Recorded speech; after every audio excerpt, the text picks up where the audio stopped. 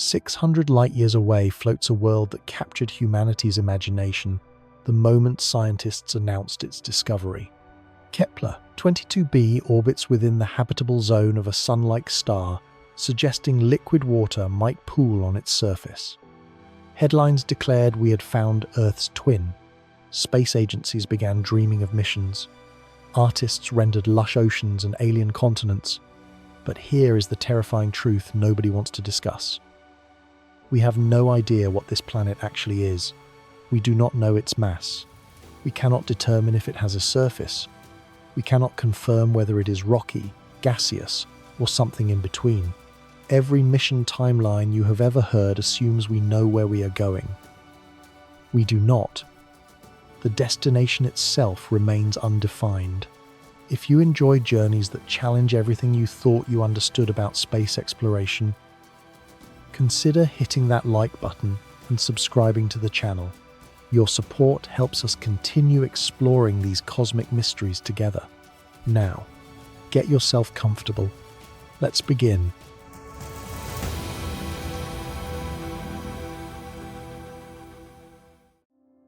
The announcement came on December 5th, 2011. NASA scientists stood before cameras and revealed that humanity had found something extraordinary. A planet orbiting within the habitable zone of a star remarkably similar to our Sun. The world carried the designation Kepler 22b, named for the spacecraft that detected it and the star it orbits. Within hours, the discovery dominated headlines worldwide. Artists produced stunning visualizations showing a blue marble hanging in space, continents emerging from global oceans, clouds swirling across temperate skies. The imagery suggested we had found Earth's twin, a world where humans might one day walk beneath an alien sun that looked almost identical to our own. News anchors spoke of breakthrough discoveries. Science journalists described habitable conditions. Online forums erupted with speculation about alien life and future colonization. The narrative crystallized almost immediately into something clean and compelling. We had found another Earth. But here is what those breathless announcements did not explain. We did not actually see this planet. We detected a shadow. The Kepler Space Telescope, launched in March 2009 with a singular mission, it would stare at approximately 150,000 stars simultaneously, watching for tiny dips in brightness that might indicate planets crossing in front of their host stars. This technique, called the transit method, revolutionized exoplanet detection. Before Kepler, humanity had confirmed only a few hundred worlds beyond our solar system. By mission's end, that number would climb into the thousands. The transit method works on a beautifully simple principle. When a planet passes between its star and our telescopes, it blocks a small fraction of the starlight. For a planet the size of Jupiter crossing a sun-like star, this dimming measures roughly 1%. For an Earth-sized world, the dimming drops to approximately 1/100th of 1%. Detecting such tiny variations requires instruments of extraordinary precision and patience, spanning years of continuous observation. Kepler achieved this precision through unwavering dedication to a single patch of sky. The spacecraft fixed its gaze on a region in the constellation Cygnus, containing roughly 150,000 target stars. It watched these stars continuously, measuring their brightness every 30 minutes, accumulating data that would eventually reveal thousands of planetary candidates.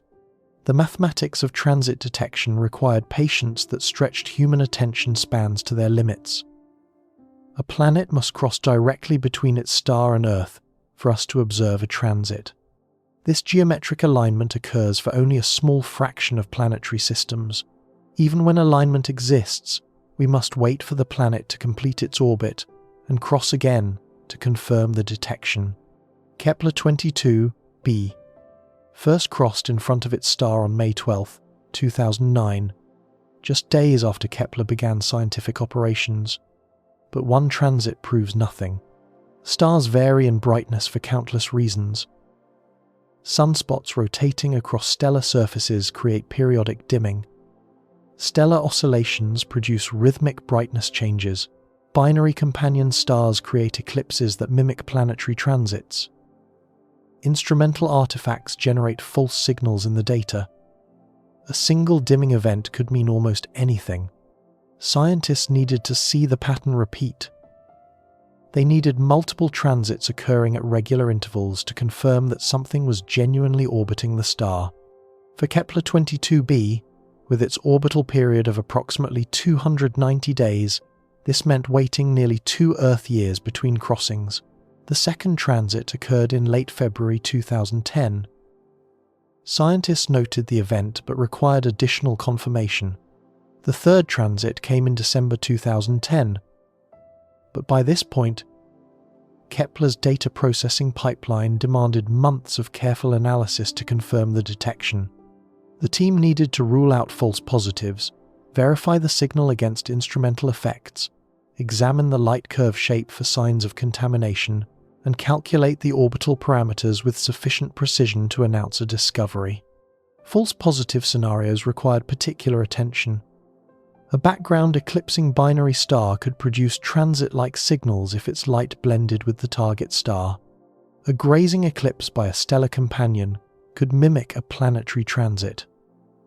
Even instrumental systematic effects could create periodic signals that fooled initial analysis. Each possibility demanded investigation before announcement. When confirmation finally came in late 2011, the scientific community celebrated. Here was a world orbiting in the habitable zone of a G-type star, the same stellar classification as our Sun. The orbital period of 289.8 days meant the planet received stellar energy comparable to what Earth receives. Everything about the discovery seemed to scream that we had found something special, but celebration obscured a crucial reality. The transit method reveals almost nothing about what a planet actually is. When Kepler 22b crossed its star, it blocked approximately 0.05% of the starlight. From this single measurement, scientists could calculate one and only one property with reasonable confidence. The planet's radius measured approximately 2.1 times larger than Earth. That is it. That is everything the transit told us about this world's physical nature. 2.1 Earth radii. A number that sounds precise and scientific. A number refined through careful analysis of transit depth, limb darkening corrections, and stellar radius estimates. A number that actually tells us almost nothing useful for planning any kind of mission. Consider what this measurement means. We know the planet casts a shadow roughly 2.1 times wider than Earth's shadow would be. We do not know what creates that shadow. We do not know if it comes from rock, gas, liquid, ice, or some combination we have never encountered. The precision of the radius measurement creates an illusion of comprehensive knowledge. Scientists can quote 2.1 Earth radii with confidence intervals and error bars. They can discuss the measurement uncertainty with mathematical rigor, but precision in one measurement does not translate to knowledge of the planet itself. We measured one thing very well. That one thing tells us almost nothing about what kind of world exists. This brings us back to the real problem that haunts every discussion of traveling to Kepler 22b. We cannot plan a mission to a destination we cannot define. Think about what mission planning requires. Engineers need to design landing systems, which demands knowing whether a surface exists and what it is made of. They need to calculate fuel requirements for orbital insertion and landing, which requires knowing the planet's mass and gravitational pull. They need to design heat shields and atmospheric entry systems, which means understanding what kind of atmosphere exists and how thick it might be. They need to plan surface operations, which requires understanding temperature ranges, radiation environment, and terrain characteristics. We have none of this information for Kepler 22b. We have a shadow measurement and a location in space. Everything else is speculation dressed in scientific terminology. The star itself, Kepler 22, offers some context but no salvation from uncertainty. This G-type dwarf star sits approximately 640 light-years from Earth in the constellation Cygnus. Its spectral classification of G5 places it slightly cooler than our Sun, which carries a G2 classification. The surface temperature measures around 5,500 Kelvin compared to the Sun's 5,778 Kelvin. Its luminosity runs about 79% of solar output. These stellar properties allow scientists to calculate the habitable zone boundaries where liquid water might theoretically exist on a planetary surface. The habitable zone concept defines a range of orbital distances where temperatures could potentially support liquid water given certain atmospheric assumptions. Too close to the star and water boils away. Too far and water freezes solid. The habitable zone marks the theoretical sweet spot between these extremes. Kepler 22b orbits comfortably within this zone, closer to the inner edge, where temperatures would be warmer but still potentially hospitable. The orbital distance places it in a region analogous to where Venus and Earth orbit our Sun, though the lower stellar luminosity shifts the habitable zone inward compared to our solar system. But the habitable zone represents a theoretical construct based on assumptions that may not apply. It assumes a rocky planet with an atmosphere similar to Earth's. It assumes plate tectonics and a carbon cycle regulating temperature. It assumes a magnetosphere protecting the surface from stellar radiation. It assumes water exists on the surface in the first place. We have no evidence that any of these assumptions hold for Kepler 22b. The habitable zone calculation also ignores the possibility that this world might not be what we imagine at all. A planet 2.1 times Earth's radius could be many different things. The radius alone constrains almost nothing about composition or structure. It could be a rocky super-Earth with crushing surface gravity and a thick atmosphere producing runaway greenhouse heating. Venus demonstrates that planets within habitable zones can develop surface conditions utterly hostile to life as we know it. Surface temperatures on Venus exceed 460 degrees Celsius, despite orbital distances that should allow moderate temperatures. Thick carbon dioxide atmosphere creates greenhouse effects that transform potentially habitable worlds into hellscapes. It could be a mini Neptune with no solid surface at all. The solar system provides no direct analogue for such worlds, but they appear common among exoplanet populations. These planets exist in a size range between Earth and Neptune that our solar system somehow failed to produce. It could be an ocean world, with global seas hundreds of kilometers deep and unimaginable pressure at whatever solid floor exists far below. Water worlds might have surfaces entirely covered by liquid ocean with no continents, no exposed rock, no land of any kind. The pressure at the ocean floor of such worlds would exceed anything terrestrial submarines could survive. Each of these possibilities would require completely different mission architectures. Landing on a rocky super-Earth demands different technology than diving into a mini Neptune's atmosphere. Exploring an ocean world requires capabilities we have never developed. Surviving a Venus-like greenhouse world might be impossible with foreseeable technology. We cannot design spacecraft for all possibilities simultaneously. The transit method's limitations become even more apparent when we examine what additional observations have revealed, or more accurately, what they have failed to reveal. After the initial discovery, astronomers attempted to measure the planet's mass using radial velocity techniques. This method detects the gravitational wobble a planet induces in its host star. As a planet orbits, it tugs the star slightly toward and away from Earth, creating detectable shifts in the star's spectral lines. The star does not remain stationary while its planet orbits. Both bodies orbit their common center of mass, and this stellar motion produces measurable Doppler shifts. For massive planets orbiting close to their stars, radial velocity measurements work beautifully. Jupiter-sized worlds produce wobbles easily detected by ground-based spectrographs. Hot Jupiters orbiting in days rather than years create signals that repeat rapidly. Allowing quick confirmation, the radial velocity technique discovered the first exoplanets and remains essential for planetary characterization. But Kepler 22b presents a much more challenging target. Its orbital period of nearly 290 days means the gravitational signal spreads across almost an entire Earth year. Observing campaigns must span multiple years to capture complete orbital cycles. Weather, telescope scheduling, and seasonal visibility all complicate the observations. The star itself creates additional challenges. Kepler 22 shows some level of stellar activity that introduces noise into radial velocity measurements. Star spots, convective motions, and magnetic activity all produce apparent velocity shifts that can mask or mimic planetary signals. Distinguishing genuine planetary wobbles from stellar noise requires sophisticated analysis techniques. Its presumed mass, whatever that might be, produces only tiny stellar wobbles.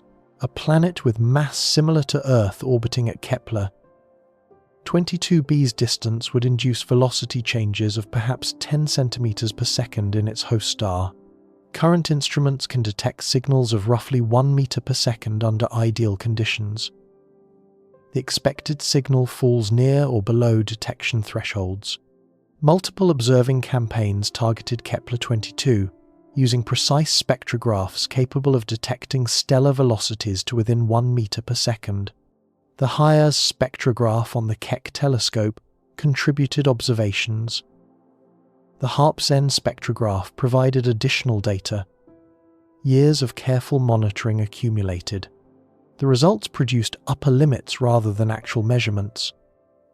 Scientists could say with confidence that Kepler 22b has a mass less than 9.1 times Earth's mass, but they could not determine whether the actual mass was 9 times Earth, 5 times Earth, 2 times Earth, or something else entirely within that range. This upper limit constraint represents the best mass information we have after more than a decade of follow-up observations. The radial velocity campaigns did not fail in any technical sense. They pushed measurement precision to its limits and extracted what information the data contained. But the information content proved insufficient to determine actual mass. We know the planet probably masses less than 9.1 Earths. We do not know where within that range the actual value falls. Without mass, we cannot calculate density. Density equals mass divided by volume. We have volume from the radius measurement. We lack mass from any measurement technique. The density calculation cannot proceed. Without density, we cannot determine composition. Rocky planets have densities around 5 grams per cubic centimeter. Ice-rich planets might have densities around 2 grams per cubic centimeter. Gas-dominated planets show densities below 1 gram per cubic centimeter. Density provides the crucial link between measured size and inferred structure. Without it, composition remains unconstrained. Without composition, we have no idea what kind of world awaits at the end of a 640 light-year journey. The destination remains fundamentally undefined, despite years of observation and analysis. The implications cascade through every aspect of mission planning. Consider gravity alone. Surface gravity depends on both mass and radius, according to straightforward physics. A rocky planet with 2.1 Earth radii might have surface gravity ranging from 1.2 to over 3 times Earth's gravity, depending on its internal structure and total mass. Spacecraft designed for 1.2 g would be crushed in 3 g.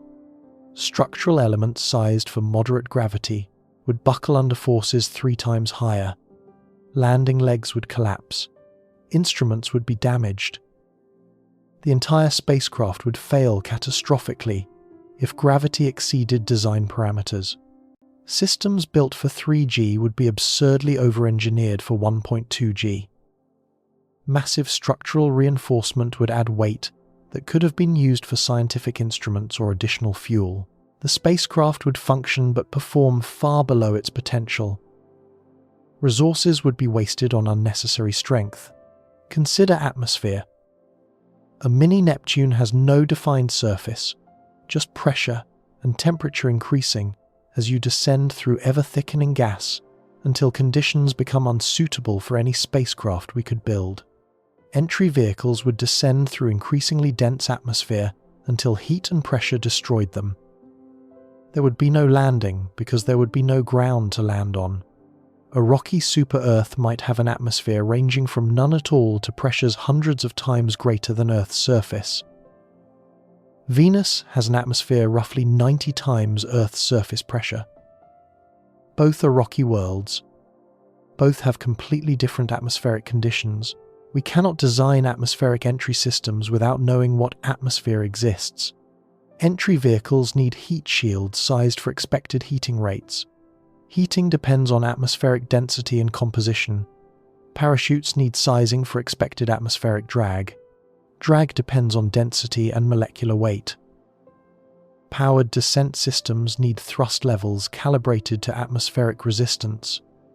Every element of entry and landing depends on atmospheric knowledge we do not possess. Consider landing itself. An ocean world requires floating platforms or submarines. Spacecraft would need to survive water landing and potentially operate beneath the surface. We have never designed interstellar probes with naval architecture requirements. A rocky world demands legs or wheels depending on terrain characteristics we cannot predict. Surface roughness, slope angles, rock distributions, and soil properties all affect landing system design. A spacecraft designed for smooth basalt plains would fail on boulder-strewn terrain. A system designed for rugged mountains would be over-designed for smooth surfaces. A gas-dominated planet provides nothing to land on at all. The spacecraft would simply descend until it was destroyed by increasing temperature and pressure. Mission success would be impossible, by definition, because no surface exists to reach. Each possibility requires fundamentally different engineering solutions that cannot be combined into a single spacecraft design. This brings us back to the real problem that makes every discussion of reaching Kepler 22b fundamentally misguided. We are not debating how to reach a destination. We are debating how to reach a question mark. The beautiful artist renderings showing blue oceans and Earth-like continents are not scientific illustrations. They are science fiction. They depict one possible interpretation of extremely limited data, an interpretation that may have no relationship to reality. These images serve communication purposes. They help the public visualize discoveries that would otherwise remain abstract numbers. They generate excitement and support for space science. They are not dishonest in intent, but they create impressions that extend far beyond what evidence supports. Scientists know this. The uncertainty appears in every peer-reviewed paper discussing Kepler 22b. Phrases like could be, might have, potentially, and if assumptions hold, litter the technical literature. Error bars and confidence intervals accompany every quantitative statement. The scientific community maintains appropriate epistemic humility about what we actually know, but these qualifications disappear in popular discussions that treat this world as a confirmed Earth twin, awaiting human visitors. The careful language of scientific papers transforms into confident statements about habitable conditions and Earth-like environments. The transition from discovery to characterization gets glossed over, as if measuring a shadow tells us everything about what casts that shadow. The transit detection that revealed Kepler 22b represents a genuine scientific achievement. Finding a planet-sized object orbiting in the habitable zone of a sun-like star at such enormous distance pushed observational astronomy to remarkable limits. The precision required to detect a 0.05% brightness change, repeated over nearly 300-day intervals, demonstrates extraordinary instrumental capability. The discovery deserves celebration. Kepler 22b represents one of the first confirmed planets orbiting in the habitable zone of a sun-like star. It expanded our understanding of planetary system diversity. It demonstrated that planets exist in configurations potentially favorable to life as we understand it. The detection itself was masterful, but discovery and characterization are different things entirely. We discovered that something exists at a specific location in space. We have not characterized what that something is. The gap between detection and understanding spans the entire difference between knowing a shadow exists and knowing what casts that shadow. Astronomers discover new objects constantly. Most discoveries require years of follow-up observation to reveal true nature. Initial detection provides coordinates and basic parameters. Characterization requires entirely different observational approaches and often different instruments. The process from discovery to understanding typically spans decades for challenging targets. Kepler 22b ranks among the most challenging targets conceivable. Its distance prevents direct imaging with any foreseeable technology. Its orbital geometry complicates transmission spectroscopy that might reveal atmospheric composition. Its host star's activity introduces noise that masks weak planetary signals. Every characterization approach faces fundamental obstacles. Every calculation of travel time to Kepler 22b, every discussion of generation ships and cryogenic freezing and relativistic propulsion, every imaginative scenario involving human colonists arriving at this distant world, all of it collapses against a single, unavoidable truth. We do not know what we are traveling to. The destination does not exist as a defined target. It exists as a probability distribution, a range of possibilities, a collection of maybes that might include anything from a rocky paradise to an uninhabitable gas ball to something completely outside our current understanding. You cannot plan a journey to a probability distribution. Mission planning requires specific parameters. Spacecraft design requires defined conditions. Fuel calculations require known gravity wells. Surface operations require understood environments. Every aspect of mission architecture flows from destination knowledge we do not possess. You cannot design spacecraft for unknown compositions. Material selection depends on expected thermal environment. Structural design depends on anticipated loads. Power systems depend on predicted energy availability. Communication systems depend on assumed signal path characteristics. Every engineering decision requires assumptions about destination conditions that we cannot validate. You cannot calculate fuel requirements for undefined gravity wells. Orbital insertion requires specific velocity changes determined by planetary mass. Landing requires thrust calibrated to surface gravity. Launch from the surface requires energy scaled to escape velocity. Without mass, these calculations produce ranges rather than numbers. The target uncertainty does not merely complicate mission planning. At this stage, it eliminates the possibility of meaningful mission planning altogether. We face a situation where the fundamental prerequisites for mission design do not exist. Before asking how to get somewhere, we must know where we are going in sufficient detail to design systems for arrival. We do not know that for Kepler 22b. We may not know it for decades. We may never know it with available technology. All of this still fails because the target uncertainty represents not a temporary obstacle but a fundamental limitation of current observational capability. We detected Kepler 22b because it happened to transit its star from our perspective. We cannot characterize it because distance and geometry prevent the observations that would reveal its true nature, and this represents only the beginning of understanding why Kepler 22b remains forever beyond meaningful reach. The problems deepen dramatically when we examine the specific gap between what we measured and what we need to know. The radius tells us shadow, size. Mission planning requires mass, composition, atmosphere, surface conditions, and a dozen other parameters we cannot measure. The catastrophe hiding within that 2.1 Earth radii measurement becomes clear only when we understand what that specific number means for planetary composition. At precisely this size, planets could be almost anything, and therein lies the next layer of impossibility awaiting examination. The previous section established that Kepler 22b might be any of several fundamentally different planetary types, each requiring entirely different mission architectures: a rocky super-Earth, a gaseous mini-Neptune, an ocean world, or something else entirely. But understanding that multiple possibilities exist differs from understanding why we cannot distinguish between them. The measurement that seemed to characterize this distant world actually places it in the precise location where planetary science knows the least. 2.1 Earth radii.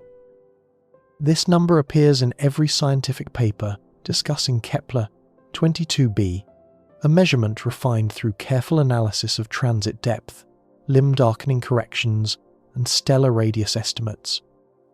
A number carrying decimal precision and formal uncertainty bounds, a number that creates an illusion of knowledge while concealing a catastrophe. At 2.1 Earth radii, Kepler 22b falls into a size range that planetary scientists have come to regard with something approaching dread, not because planets of this size are rare or uninteresting, but because this specific radius marks the zone of maximum compositional ambiguity in all of planetary science. The Kepler mission discovered thousands of exoplanets, enabling statistical analysis impossible with earlier, smaller samples. When researchers plotted these planets by size and orbital period, a striking pattern emerged. Planets clustered into two distinct populations, separated by a gap. Smaller planets with radii below roughly 1.5 Earth radii formed one group. Larger planets with radii above roughly 2.5 Earth radii formed another. Between these populations lay a valley where planets appeared far less frequently. Scientists call this feature the Radius Valley, and understanding its origin reveals why Kepler 22b's measured size tells us almost nothing about its true nature.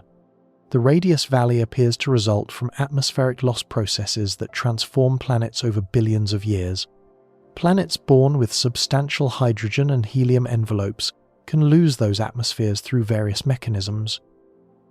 Intense radiation from young stars can heat upper atmospheres until gas escapes into space. Internal heat from planetary formation can drive atmospheric loss from below. The energy released by radioactive decay in planetary interiors can power escape over geological timescales. Planets that lose their primordial atmospheres shrink dramatically. A world that began with 2 Earth radii might contract to 1.5 Earth radii, or smaller, once its gas envelope disappears, leaving behind a bare rocky core. Planets that retain their atmospheres remain puffy, their hydrogen and helium envelopes contributing substantial volume despite modest mass. The Radius Valley marks the boundary between these outcomes. Below the valley sit stripped cores, rocky worlds that lost their gas.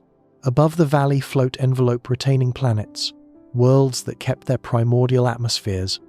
The valley itself contains relatively few planets because worlds at these intermediate sizes are transitional, either finishing their atmospheric loss or teetering on the edge of retention.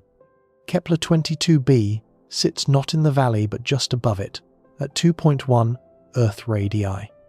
This placement means the planet avoided complete atmospheric stripping if it ever possessed a substantial envelope, but it does not tell us whether the planet retained a massive gas layer, lost most of its atmosphere while keeping a thin remnant, or formed as a dense rocky world that never had much gas to lose. The physics underlying this ambiguity involves the relationship between planetary radius, mass, and composition. Radius measures size. Mass measures quantity of matter. The ratio of mass to volume yields density. And density constrains what materials a planet contains. Iron has a density of roughly 8 grams per cubic centimetre. Silicate rock runs around 3 grams per cubic centimetre. Water ice measures about 1 gram per cubic centimetre. Hydrogen and helium at planetary interior pressures contribute even less density per unit volume. A planet's bulk density reveals which materials dominate its composition, but density requires both mass and radius. We have radius for Kepler 22b. We lack mass. Without mass, we cannot calculate density. Without density, we cannot constrain composition. The measurement chain breaks at its second link, leaving everything downstream inaccessible. The mathematical relationship illustrates the problem starkly. Density equals mass divided by volume. Volume scales with the cube of radius.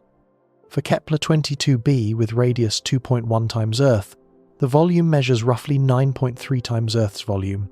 If the planet has Earth-like density of 5.5 grams per cubic centimeter, its mass would be roughly 9.3 Earth masses.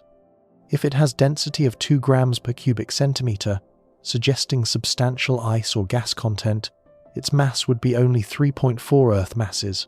The same radius accommodates masses differing by nearly a factor of 3. This range spans the difference between a dense super-Earth with crushing surface gravity and a puffy mini-Neptune with no surface at all. The same shadow measurement permits either interpretation. Transit photometry cannot distinguish between them. Understanding why mass measurement has failed for Kepler 22b requires examining the techniques available and their limitations at this distance. Radial velocity observation remains the primary method for measuring exoplanet masses. The technique exploits Newton's third law. When a planet orbits a star, the planet's gravity pulls the star in a small counter-orbit around the system's center of mass. This stellar wobble produces Doppler shifts in the star's spectral lines, alternately blue shifting and red shifting as the star moves toward and away from Earth. The amplitude of the stellar wobble depends on planetary mass, orbital distance, and stellar mass. More massive planets produce larger wobbles. Closer orbits produce larger wobbles. Less massive stars wobble more for a given planetary mass. By measuring the wobble amplitude and combining it with known orbital parameters, astronomers can calculate planetary mass. For Kepler 22b, every factor conspires against successful measurement. The planet orbits at a distance producing an orbital period of 290 days. This means the stellar wobble signal repeats roughly once per Earth year.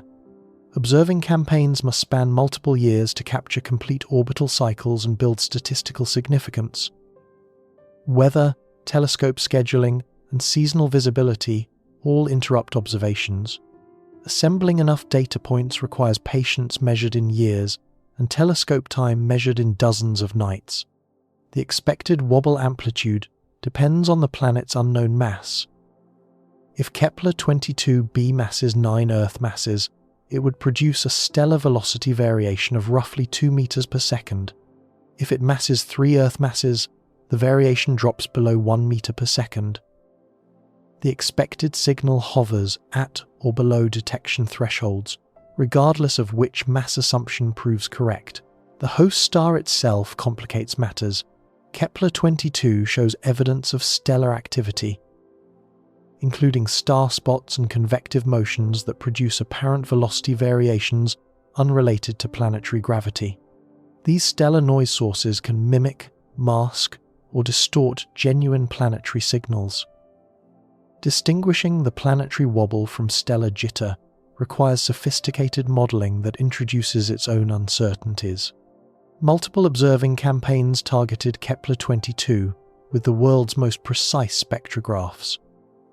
The HIRIS instrument on the Keck telescope contributed observations. The HARPS-N spectrograph at the Telescopio Nazionale Galileo provided additional data. Teams accumulated observations spanning years of patient monitoring. The results established only an upper limit. With 95% confidence, Kepler 22b masses less than 9.1 Earth masses. The data could not determine whether the actual mass was 9 Earth masses, 5 Earth masses, or 2 Earth masses. The signal remained buried in noise, detectable as an upper bound but not as a specific value. This outcome represents success within the limitations of current technology. The observations pushed instrumental precision to its limits and extracted all information the data contained. The measurements did not fail through error or incompetence. They succeeded in establishing constraints while falling short of definitive detection. The universe simply did not cooperate in providing a measurable signal. Alternative mass measurement techniques offered theoretical hope but practical disappointment. Transit timing variations arise when multiple planets in a system gravitationally perturb each other's orbits. The perturbations cause transits to occur slightly early or late, compared to predictions assuming a single planet. The pattern of timing deviations reveals the masses of the interacting planets without requiring radial velocity detection. For this technique to work, additional planets must exist in the system and produce measurable gravitational effects on Kepler 22b's orbit. Scientists searched the Kepler data exhaustively for evidence of additional transiting planets or timing variations, suggesting non-transiting companions. Neither search yielded positive results. The Kepler 22 system appears to contain only one detected planet. Perhaps additional planets exist in non-transiting geometries, but if so, they are too distant or too small to produce detectable gravitational signatures. The transit timing variation pathway to mass measurement remains closed for this target. Direct imaging offers another theoretical approach. If a planet can be observed directly, separated from its star's overwhelming glare, spectroscopic analysis of the planet's light can reveal atmospheric composition and potentially constrain mass through atmospheric scale, height measurements. But Kepler 22b orbits far too close to its star for current direct imaging technology. The angular separation between planet and star, as viewed from Earth, measures mere milliarc seconds. This angle falls far below the inner working angle of any current coronagraph or starshade concept. Even next-generation space telescopes designed specifically for exoplanet imaging would struggle with a target presenting such challenging geometry. The contrast ratio between star and planet presents additional obstacles. Kepler 22 outshines its planet by factors of billions in visible light. Detecting the planet requires suppressing starlight by 10 orders of magnitude, while maintaining sensitivity to the faint planetary signal. Current technology achieves contrasts of perhaps 100 million to 1 under ideal conditions. The required improvement spans at least 2 additional orders of magnitude. Atmospheric characterization through transmission spectroscopy requires the planet to pass in front of background light sources at angles permitting atmospheric absorption measurements. Kepler 22b transits its star, but the transit geometry does not provide optimal conditions for transmission spectroscopy. The planet's atmospheric signal, if detectable at all, would be extraordinarily faint given the system's distance. Every pathway to mass measurement encounters fundamental obstacles that current and near-future technology cannot overcome. The mass we need remains unmeasurable, with existing instruments or any instruments under serious development. This situation will not change within any reasonable planning horizon. The engineering consequences of this measurement failure cascade through every aspect of hypothetical mission design. Consider the challenge of structural engineering without known gravitational loads. Every structural element in a spacecraft must be sized to withstand expected forces during launch, transit, and arrival operations. Launch loads are known quantities determined by the selected launch vehicle. Transit loads depend on acceleration profiles and spacecraft configuration. Arrival loads depend on the destination's gravitational environment. For Kepler 22b, arrival loads cannot be calculated because gravity cannot be calculated because mass remains unknown. Surface gravity scales with mass divided by radius squared. For a planet with 2.1 Earth radii, surface gravity could range from roughly 1.1 Earth gravities to roughly 3 Earth gravities depending on mass within the upper limit constraint. Structural elements sized for 1.1 Earth gravities would collapse under 3 Earth gravities. The safety factors engineers typically apply cannot span a threefold uncertainty range without producing absurdly overbuilt systems. A structure designed to survive 3 gravities with appropriate safety margin would mass 3 to 4 times more than a structure designed for 1.1 gravities. This mass penalty propagates through entire spacecraft design, reducing payload capacity, increasing propellant requirements, and extending journey times. But even designing for the worst measured case fails to guarantee success. The upper limit of 9.1 Earth masses represents a statistical constraint, not an absolute bound. A 5% probability exists that the true mass exceeds this limit. For a mission costing billions of dollars and decades of travel time, 5% failure probability from a single parameter uncertainty alone might be unacceptable. What safety margin addresses uncertainty in the uncertainty itself? Propulsion system design faces analogous challenges. Orbital insertion requires velocity changes calculated from the target body's gravitational parameter. Unknown mass means unknown gravitational parameter means incalculable orbital insertion requirements. A spacecraft arriving at Kepler 22b with propellant, budgeted for a 5 Earth mass gravitational field, would find itself critically short if the planet masses 9 Earth masses. The velocity change required for orbit capture scales with the square root of planetary mass.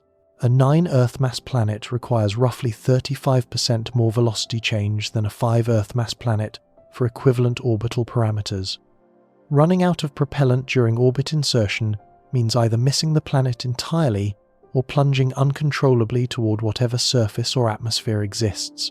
Thermal control design requires knowing the radiation environment, which depends partly on atmospheric properties that remain unknown. Communication system design requires knowing signal path characteristics through any atmosphere that might exist. Power system design for surface operations requires knowing day-night cycles determined by axial tilt and rotation period, neither of which we have measured. The chain of dependencies extends indefinitely. Each spacecraft subsystem requires information derived from planetary properties we cannot measure. Each uncertainty compounds with others to produce mission architectures built on foundations of assumption rather than knowledge. The traditional engineering response to uncertainty involves designing for worst-case conditions with appropriate safety margins. This approach works when worst cases can be defined. For Kepler 22b, the worst case itself remains uncertain. Is the worst case a high-mass rocky planet with extreme surface gravity, or a low-mass gas-dominated planet with no surface to land upon? These scenarios require completely different designs, with no overlap in optimal solutions. The worst case for a landing mission differs fundamentally from the worst case for an atmospheric probe mission. Without knowing which mission type is appropriate, worst-case design becomes conceptually incoherent. The problem resembles being asked to pack for a trip without knowing whether the destination is a beach resort, a mountain glacier, or a submarine base. You cannot pack for all possibilities within reasonable luggage constraints. You must choose, and choosing requires knowledge that the question asker has not provided. Mission designers sometimes address uncertainty through adaptable or modular systems capable of reconfiguration based on conditions encountered. This approach has merit for missions within our solar system, where communication delays permit remote guidance and destinations are known well enough to bound the range of conditions possible. For Kepler 22b, neither condition applies. Communication delays at 640 light-years preclude any real-time guidance. Round-trip signal time exceeds 1200 years. Any adaptation must be autonomous, built into spacecraft systems before launch. But building in adaptability requires anticipating the range of conditions requiring adaptation. For a planet that might be rocky or gaseous or oceanic or something else entirely, the required adaptability approaches complete reconfigurability, which is to say, it approaches impossibility. The radius mass degeneracy ensures that this situation will persist until measurement techniques advance far beyond current capability. The mass that would resolve ambiguities about composition requires detecting signals that current instruments cannot extract from noise. The alternative measurement pathways are blocked by unfavorable geometry, absent planetary companions, or insufficient angular resolution. Perhaps 30-meter class telescopes will achieve the radial velocity precision needed to detect Kepler 22b's stellar wobble definitively. Perhaps advanced interferometric techniques will enable direct imaging at milliardsecond separations with 10 billion to 1 contrast. Perhaps some yet unimagined technique will open new pathways to mass measurement. But these possibilities remain speculative. The telescopes are under construction but not yet operational. The techniques are proposed but not yet demonstrated. The timeline for definitive mass measurement stretches to decades, optimistically. By the time we might know what Kepler 22b actually is, generations of scientists will have come and gone. This brings us back to the real problem that makes discussions of reaching this planet fundamentally premature. The target uncertainty is not a complication to acknowledge before proceeding to more interesting topics. It is the central barrier that renders all subsequent discussions speculative. We measured a shadow. We inferred a size. We attempted to measure mass and obtained only constraints. We know almost nothing about what exists at the location called Kepler 22b, except that something of a certain size orbits there. Every beautiful artist rendering depicts assumptions rather than observations.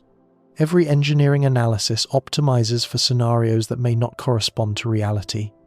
Every calculation of travel time, mission duration, and resource requirements builds elaborate structures on foundations of ignorance. The planet remains undefined at the most fundamental level, not merely uncertain in detail, but unknown in basic character. The difference between a rocky super-Earth and a gaseous mini-Neptune is not a matter of detail. It is a matter of whether the world has a surface or exists as boundless atmosphere all the way down. Until we can resolve what kind of planet Kepler 22b actually is, every subsequent question about reaching it lacks meaningful answers. The journey cannot be planned because the destination cannot be characterized. The destination cannot be characterized because the measurements required exceed current and near-future technological capability. And even if we somehow obtained complete characterization tomorrow, definitively establishing the planet's mass, composition, atmosphere, and surface conditions, the problems would only begin rather than end. Because between Earth and Kepler 22b stretches 640 light-years of void, a distance so vast that crossing it challenges not just current engineering, but potentially the fundamental limits of what the laws of physics permit. 640 light-years. The number appears in every description of Kepler 22b, often stated matter-of-factly, before discussions pivot to more emotionally engaging topics.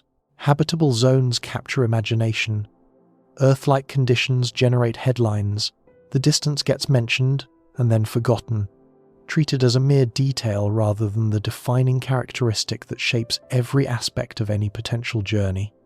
But this distance deserves far more attention than it typically receives. 640 light-years represents a gulf so vast that crossing it challenges not just current technology, but potentially the fundamental limits of what might ever be achievable. The number sounds almost reasonable when spoken quickly. It becomes terrifying when you stop to comprehend what it actually means. Light travels at approximately 186,000 miles per second. In the vacuum of space, photons race along at this velocity without deviation, covering distances that dwarf human experience in mere moments. Light crosses the distance from Earth to the Moon in about 1.3 seconds. It spans the gulf between Earth and Sun in roughly 8 minutes. These timescales feel almost accessible, almost within the realm of human intuition. But light requires 640 years to travel from Kepler 22 to Earth, a photon that left that distant star when the Black Death was devastating medieval Europe would just now be arriving at our telescopes. The light we observe tonight began its journey before Columbus crossed the Atlantic, before the printing press transformed communication, before the scientific revolution reshaped human understanding of the cosmos. This cosmic speed limit represents the fastest possible rate at which anything can traverse space. Nothing moves faster. Not information, not energy, not matter. Einstein's special relativity established this constraint over a century ago, and every experiment since has confirmed it without exception. The speed of light is not merely a current technological barrier waiting to be broken. It appears to be a fundamental feature of our universe's architecture. At this maximum possible velocity, a journey to Kepler 22b would require 640 years. A photon leaving Earth today would arrive at the Kepler 22 system around the year 2665. The travelers who departed would have descendants spanning more than 20 generations before arrival, assuming any biological connection remained meaningful across such timescales. But of course, we cannot travel at light speed. The physics of special relativity prohibit any massive object from reaching that velocity. As objects accelerate toward light speed, their relativistic mass increases without bound. Accelerating to 90% of light speed requires roughly twice the energy of accelerating to 80%. Accelerating to 99% requires roughly 7 times more energy than reaching 90%. The energy requirements climb toward infinity as velocity approaches the cosmic limit. Reaching light speed would require infinite energy, which is to say, it would require more energy than exists in the observable universe. Even approaching light speed becomes progressively more expensive in ways that mock human ambitions. The cosmic speed limit is not merely difficult to reach, it is mathematically unreachable for anything with mass. The fastest spacecraft humanity has ever built achieved velocities that seem impressive until placed in interstellar context. The Helios probes, launched in the 1970s, reached approximately 157,000 miles per hour during close solar passes. These German-American spacecraft used gravitational assists from close solar approaches to achieve record-breaking speeds that stood for decades. Modern Parker Solar Probe has exceeded even these velocities, reaching speeds over 430,000 miles per hour at perihelion. During its closest solar approaches, Parker moves faster than any human-made object in history. These achievements represent the pinnacle of human spaceflight engineering, the absolute best we have accomplished after decades of technological development. At Parker Solar Probe's maximum velocity, crossing 640 light-years would require approximately 930,000 years, nearly 1,000,000 years of travel. Homo sapiens have existed for roughly 300,000 years.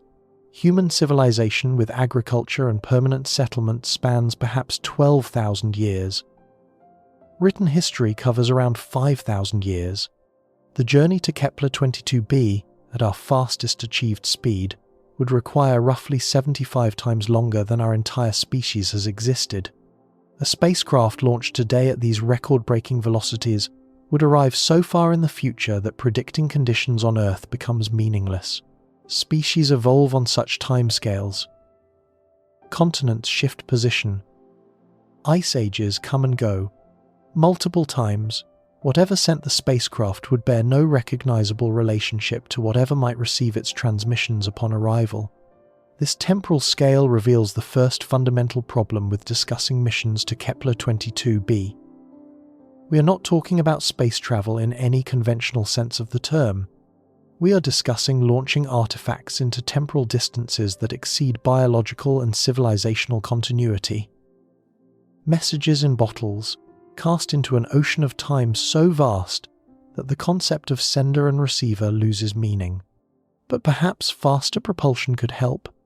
Perhaps technologies beyond our current capability might reduce these journey times to something more manageable. Let us examine the possibilities with unflinching honesty about what each actually offers. Chemical rockets have carried humanity to the moon and sent probes throughout our solar system. They represent mature, well-understood technology, refined over more than 8 decades of development. The best liquid hydrogen and liquid oxygen combinations achieve exhaust velocities around 4.5 kilometers per second. This represents a fundamental thermodynamic limit based on the energy released by chemical bonds. The Tsiolkovsky rocket equation governs all reaction-based propulsion with mathematical precision. To achieve a target velocity, spacecraft require a specific ratio of initial mass to final mass. This ratio grows exponentially with desired velocity. Doubling your target velocity more than doubles your fuel requirement. It squares it. Tripling your velocity cubes the mass ratio. For interstellar velocities, chemical rocket fuel requirements become laughably absurd. Accelerating a 1 kilogram payload to merely 1% of light speed using chemical propulsion would require a starting mass exceeding the mass of the observable universe. This is not an engineering challenge to be solved with better materials or more efficient combustion. It is a mathematical impossibility built into the physics of chemical energy storage. Ion propulsion offers substantially better exhaust velocities, reaching tens of kilometers per second with current technology. Missions like Deep Space One and Dawn demonstrated that ion engines could accelerate spacecraft to higher velocities than chemical rockets alone, given sufficient time for their gentle thrust to accumulate. But ion engines produce thrust measured in fractions of a newton. The Dawn spacecraft's ion engine produced thrust equivalent to the weight of a few sheets of paper.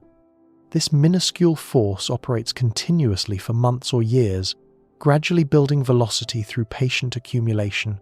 The approach works beautifully for solar system exploration, where journey times measured in years remain acceptable. Even with perfect performance over decades of continuous operation, ion propulsion might achieve perhaps 0.1% of light speed. The journey to Kepler 22b would still require 640,000 years. An improvement over chemical rockets by a factor of roughly 2, but still a duration that renders human involvement meaningless. Nuclear thermal propulsion increases exhaust velocity beyond what chemical reactions can achieve. The NERVA program in the 1960s demonstrated that nuclear reactors could heat hydrogen propellant to temperatures far exceeding chemical combustion. The superheated hydrogen expands through a nozzle at velocities roughly double what the best chemical engines achieve. Modern nuclear thermal designs might push exhaust velocities to 10 kilometers per second or beyond, but doubling or tripling exhaust velocity still leaves interstellar capability far beyond reach. The rocket equation's exponential nature means that modest improvements in exhaust velocity translate to modest improvements in achievable spacecraft velocity. Nuclear thermal rockets might enable exploration of the outer solar system with journey times measured in years rather than decades. They remain utterly inadequate for interstellar distances. Nuclear pulse propulsion represents a more radical approach. Project Orion, in the 1950s and 60s, studied the concept of riding nuclear explosions to high velocity. Small nuclear bombs would be ejected behind a spacecraft and detonated. A massive pusher plate would absorb the explosion's momentum, accelerating the ship through repeated blasts. Orion studies suggested that spacecraft could theoretically reach several percent of light speed through this method. Political and environmental concerns effectively ended the program, but the physics remained valid. Humanity possessed, at least theoretically, a propulsion concept capable of interstellar velocities, even at 5% of light speed, a velocity that would require thousands of nuclear detonations and engineering far beyond current capability. The journey to Kepler 22b would require 12,800 years, longer than the span from the invention of agriculture to the present day. A mission launched when humans first began farming would be arriving now. A mission launched today would arrive when human civilization had transformed beyond recognition or ceased to exist entirely. More speculative propulsion concepts populate the scientific literature. Antimatter engines could theoretically convert mass directly to energy with perfect efficiency, achieving the highest possible exhaust velocities physics permits. When matter and antimatter meet, they annihilate completely, transforming into pure energy according to Einstein's famous equation. But antimatter production remains one of humanity's most challenging technical endeavors. Current facilities generate mere nanograms per year, at costs measured in billions of dollars per gram. The total antimatter produced by humanity throughout history would not power a flashlight for more than a few seconds. Scaling production to quantities useful for propulsion requires advances so dramatic they border on fantasy. Laser-pushed sails offer another theoretical pathway. The breakthrough Starshot concept proposes using enormous ground-based laser arrays to accelerate tiny probes to 20% of light speed. At such velocities, the journey to Kepler 22b would require approximately 3,200 years. Still enormous by human standards, but approaching timescales where multi-generational missions at least become conceivable. The catch lies in the details. Starshot-class systems accelerate probes weighing mere grams, carrying only the most minimal instrumentation. Scaling this approach to spacecraft capable of meaningful scientific investigation requires proportionally more powerful lasers. A probe weighing kilograms rather than grams needs laser arrays vastly more powerful than anything humanity has built or seriously proposed building. Sending anything capable of carrying humans lies so far beyond current capability that serious discussion becomes impossible. The mass of human life support systems, radiation shielding, food production, and habitat structures exceeds gram-scale probes by factors of millions. The laser power required to accelerate such masses does not exist and would require planetary-scale engineering to create. Fusion propulsion tantalizes with theoretical promise. If controlled fusion reactions could be harnessed for spacecraft propulsion, exhaust velocities might reach several percent of light speed.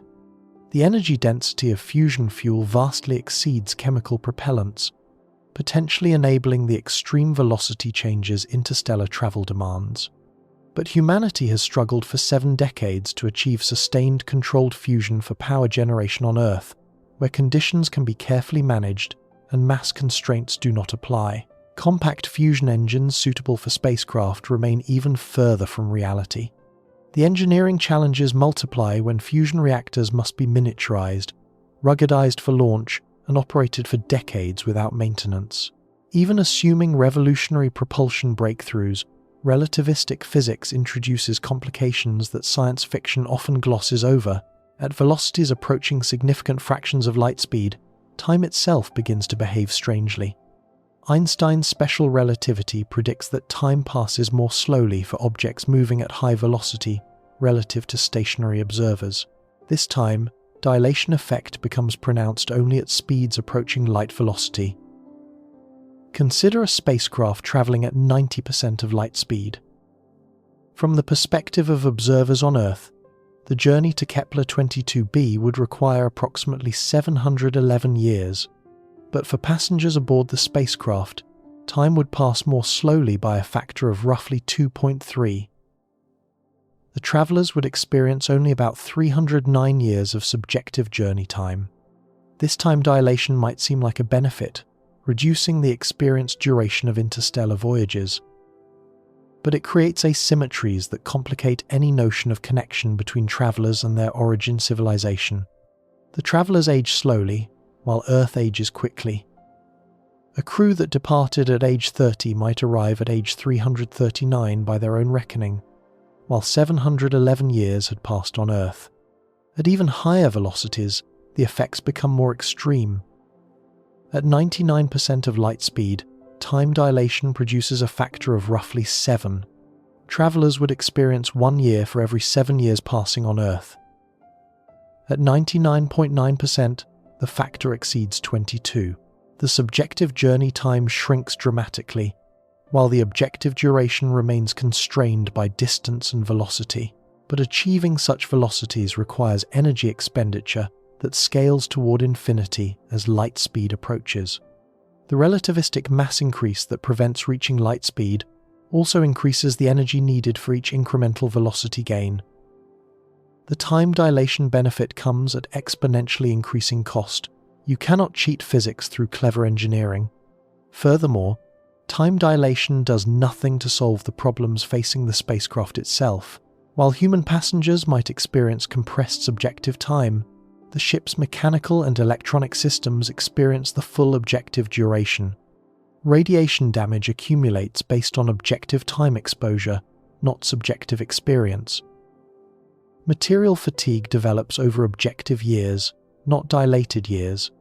The systems that keep passengers alive must function for the full journey duration, regardless of how quickly time passes for biological occupants. This brings us back to the real problem that shadows all discussion of propulsion to Kepler 22b. Every technology that might conceivably cross interstellar distances operates on timescales that transform the meaning of mission planning itself. Consider what happens to any spacecraft during a journey lasting thousands of years. No human-built system has ever operated reliably for such durations. The oldest functioning machines on Earth measure their ages in centuries at most. And these are simple mechanical devices like clocks, not complex electronic systems capable of navigation and communication across interstellar distances. Electronic components degrade continuously under cosmic radiation bombardment. High-energy particles strike semiconductor materials, creating defects that accumulate over time. Each particle impact can flip bits in memory, corrupt processing logic, or create permanent damage to circuit pathways. Spacecraft designed for decades-long missions require radiation-hardened components and redundant systems to survive. Extending design lifetime from decades to millennia requires reliability improvements we do not know how to achieve. The interstellar medium itself poses hazards absent within our solar system's protective bubble. The heliosphere, the region of space dominated by the solar wind, shields the inner solar system from much of the galactic cosmic radiation that permeates interstellar space. A spacecraft traveling to Kepler 22b would spend the vast majority of its journey outside this protective envelope, exposed to radiation levels substantially higher than anything our solar system probes have encountered. Micrometeorite impacts present another cumulative hazard. While individual dust particles pose minimal threat, their effects accumulate over millennia of travel. A spacecraft moving at even modest interstellar velocities transforms tiny dust grains into high-energy projectiles. Each impact erodes surface materials, degrades thermal coatings, pits optical surfaces, and risks penetrating pressure vessels. Over thousands of years, billions of such impacts would sandblast any exposed surface. Mechanical components face their own degradation pathways independent of external hazards. Lubricants evaporate into vacuum or polymerize into useless solids over long timescales. Bearings wear despite minimal use as atomic scale irregularities gradually enlarge. Seals degrade and leak as polymer chains break down. Metal components develop fatigue cracks from thermal cycling as the spacecraft rotates to distribute solar heating or adjusts orientation for navigation. The probability of catastrophic failure accumulates year after year across millennia of travel. Even systems designed with extreme redundancy eventually exhaust their backup capabilities. A mission with 99% reliability per year would have less than 1/1,000,000% chance of surviving 10,000 years. The mathematics of accumulated failure probability doom any conceivable design over such timescales. Power generation presents perhaps the most fundamental challenge for ultra-long duration missions. Every spacecraft system requires electrical power to function. Navigation computers need power. Communication systems need power. Life support needs power. Even passive systems like thermal control eventually require powered intervention to maintain acceptable conditions. Solar panels become useless beyond the outer solar system where sunlight dims to insignificance. Within a few hundred astronomical units of the Sun, solar intensity drops below levels capable of powering meaningful spacecraft operations. The journey to Kepler 22b spans distances measured in millions of astronomical units. Solar power is simply not an option for more than the tiniest fraction of the journey. Nuclear power systems offer the only currently viable alternative for deep space missions. Radioisotope thermoelectric generators have powered spacecraft for decades, converting the heat from radioactive decay into electricity. The Voyager probes continue operating more than 45 years after launch, using plutonium-238 power sources. But radioisotope generators produce diminishing power as their fuel decays. Plutonium-238 has a half-life of roughly 87 years. After 174 years, only 1/4 of the original power remains. After 348 years, only 1/16. A generator sized to provide adequate power at launch would produce negligible output within a few centuries, far short of the millennia required for interstellar transit. Nuclear fission reactors could theoretically provide power for longer durations, but they introduce complexity, mass, and failure modes that compound the challenges already discussed. Reactors require control systems, cooling systems, and radiation shielding, all of which must function flawlessly for millennia. No reactor has ever operated for more than a few decades. Expecting 1,000-year operation assumes reliability improvements of several orders of magnitude.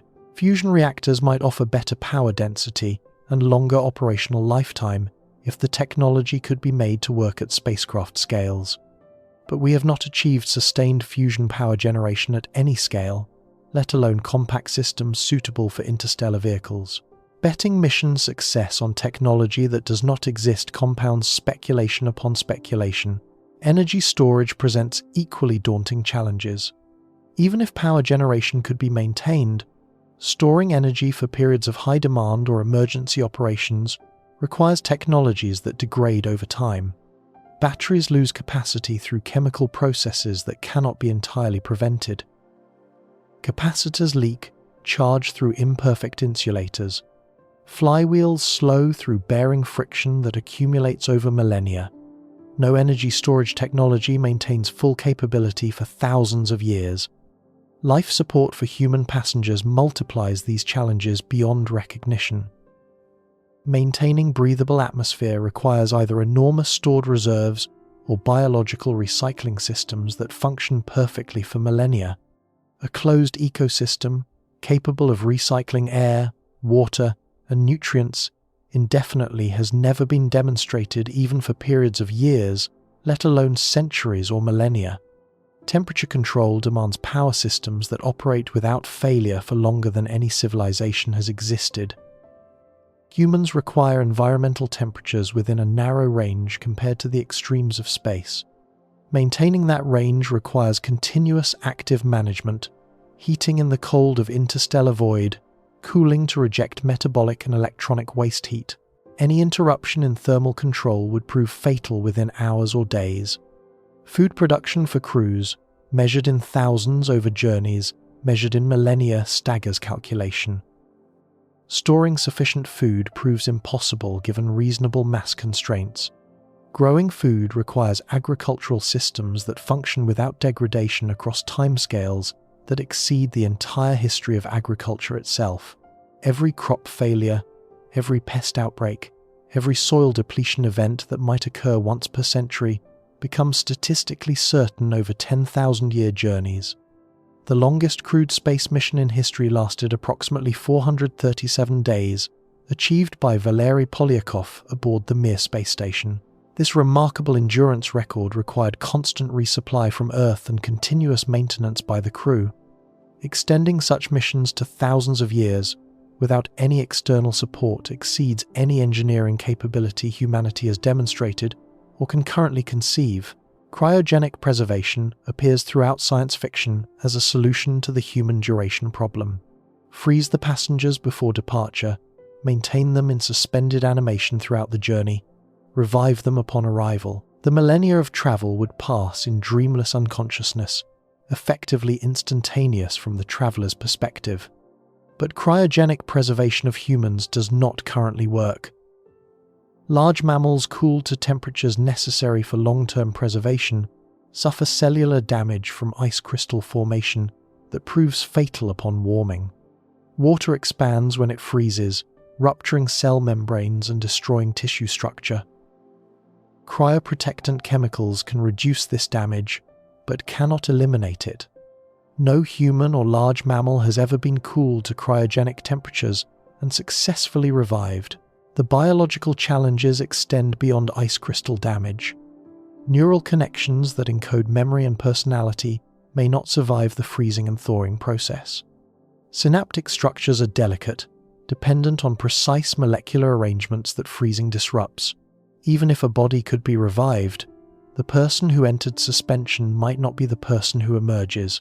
The philosophical questions surrounding identity continuity through cryogenic preservation remain unanswered because the basic biological feasibility remains undemonstrated. Generation ships represent an alternative approach that avoids the cryogenic challenge by accepting that travelers will live and die during the journey. Multiple generations would be born, mature, reproduce, and pass away aboard the vessel. The descendants of the original crew would eventually arrive at the destination, carrying whatever cultural memory of Earth survived the voyage. But maintaining a functioning society across hundreds of generations confined to a spacecraft presents challenges that may exceed even the engineering difficulties. Every human social structure in history has transformed dramatically over periods far shorter than interstellar journey times.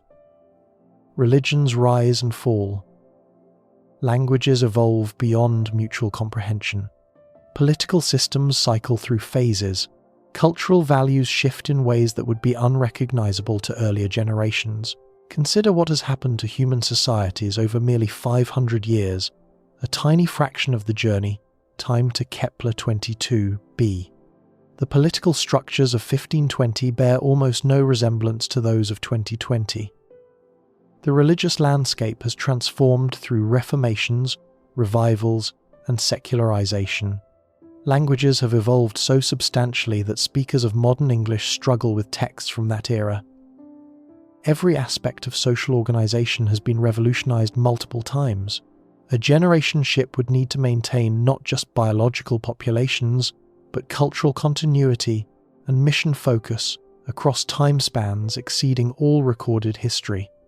The crew who arrive at Kepler 22b would share genetic heritage with the crew who departed Earth, but might share nothing else. Their language, beliefs, social organization, and understanding of the mission might have evolved beyond all recognition. What would keep a society focused on a mission that none of its members chose, that their ancestors chose for them hundreds of generations past? How would mission knowledge be transmitted across linguistic and cultural evolution that transforms meaning over centuries? What social structures could maintain stability and permanent confinement without the release valves of emigration, expansion, or contact with other societies? Human societies have never existed in permanent isolation, with zero possibility of outside contact or expansion. Every historical society has had neighbors, trading partners, enemies, or frontiers. The psychological and sociological effects of permanent, total isolation over hundreds of generations remain unknown because no analogue exists. We cannot extrapolate from any human experience to conditions that have no precedent. The population required to maintain genetic diversity across such timescales adds another constraint. Avoiding inbreeding depression over hundreds of generations requires starting populations measured in thousands rather than dozens.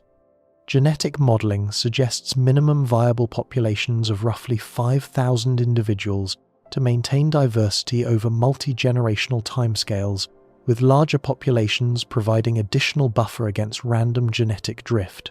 Housing thousands of humans in a self-sustaining spacecraft for millennia demands structures of unprecedented scale, complexity, and reliability. Each person requires living space, atmospheric volume, food production capacity, water recycling capability, and waste processing systems. Multiply these requirements by thousands of individuals, then by hundreds of generations, and the mass and energy requirements exceed anything humanity has seriously contemplated building. No matter how advanced our propulsion systems become, these fundamental realities remain unchanged. 640 light-years represents a distance that transforms space travel into something unlike any activity humans have ever undertaken. The civilization that launches such a mission would not be the civilization that receives reports of its outcome. The entire context that gave the mission meaning would dissolve during the journey. All of this still fails because we return to the central problem haunting this entire discussion. Even if we solved every propulsion challenge, every reliability requirement, every life support necessity, we would still be sending spacecraft toward a target we cannot define. The journey time calculations assume we know our destination in sufficient detail to plan arrival. But as previous sections established, we do not know what Kepler 22b actually is. We measured a shadow and inferred a size. We lack the mass, composition, atmosphere, and surface information that mission planning requires. The propulsion discussions proceed as if a known target awaits, when in fact only uncertainty awaits. The navigation challenges across interstellar distances compound this fundamental problem. Kepler 22b orbits its star with a period of approximately 290 days. Over 12,800 years of travel at 5% light speed. The planet completes over 16,000 orbits. The position where the planet exists when the spacecraft departs differs entirely from the position where it exists when the spacecraft might arrive. Calculating where the planet will be after 16,000 orbits requires predicting orbital dynamics with extraordinary precision. Any uncertainty in the orbital period, multiplied by 16,000 cycles, produces positional uncertainty measured in millions of kilometers. The spacecraft must aim not at where the planet is, but at where the planet will be after a duration exceeding recorded human history. The star itself moves through the galaxy. Kepler 22 travels through space relative to our Sun at velocities measured in kilometers per second. Over millennia, this motion accumulates to distances measured in light years.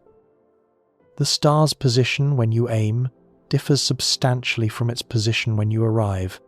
Predicting stellar motion requires understanding gravitational perturbations from neighboring stars, galactic rotation effects, and velocity components that current measurements constrain only approximately. Our own Sun moves as well. The departure point shifts continuously throughout the journey. The relative geometry between origin and destination changes in ways that must be predicted, with extraordinary precision for any hope of successful arrival. For a journey lasting 13,000 years, navigational errors accumulate catastrophically. Small uncertainties in initial trajectory compound over millennia into enormous positional errors at destination. You must predict where a star will be located after a time span exceeding human civilization's existence. You must account for gravitational perturbations from every massive object the spacecraft encounters along its path. The accumulated uncertainties in such predictions might well exceed the size of the entire planetary system you aim to reach. Mid-course corrections require knowing your position and velocity with precision sufficient to calculate necessary adjustments. But determining position in interstellar space poses challenges absent within the solar system. No GPS satellites mark interstellar coordinates. Stellar parallax measurements require precisely known reference frames that shift over the journey duration. The navigation problem may be as intractable as the propulsion problem for journeys of sufficient duration. But even perfect navigation fails because we still do not know what awaits at the destination. We might send a spacecraft optimized for landing on a rocky super-Earth and discover upon arrival that Kepler 22b is a mini-Neptune with no surface. We might design for high gravity and encounter an ocean world with moderate gravity but global seas. We might prepare for thick atmosphere and find thin atmosphere or no atmosphere at all. No matter how advanced our engines become, this fundamental truth remains. The target uncertainty does not merely complicate mission design, it makes mission design meaningless. We cannot optimize for unknown conditions. We cannot prepare for uncharacterized environments. We cannot plan arrivals at undefined destinations. The distance problem and the characterization problem compound each other into something worse than either alone. We cannot characterize the target because it lies too far away for detailed observation. We cannot reduce journey time enough to allow adaptive mission planning. We cannot receive feedback during the journey to modify our approach. We launch in ignorance and arrive in ignorance, separated by millennia during which nothing can change. The journey to Kepler 22b is not merely difficult, it may be conceptually incoherent given current knowledge. The question of how long it would take assumes that meaningful travel is possible in principle, but travel to an undefined destination through a duration exceeding civilizational continuity may not qualify as travel in any meaningful sense. We approach something closer to launching time capsules toward coordinate locations where something exists without knowing what that something is. The artifacts might arrive. They would find whatever conditions actually prevail at that location. Whether those conditions match any design assumptions remains pure chance. This brings us back to the real problem that makes all propulsion discussions ultimately secondary. Even if humanity developed propulsion capable of reaching Kepler 22b within a single human lifetime, the target uncertainty would remain. Even if we could depart tomorrow and arrive next week, we would not know what we were traveling to. The distance creates one category of impossibility, measured in time. The characterization gap creates a different category of impossibility measured in knowledge. Together, they form a doubly impossible problem that neither propulsion advances nor extended patience can resolve.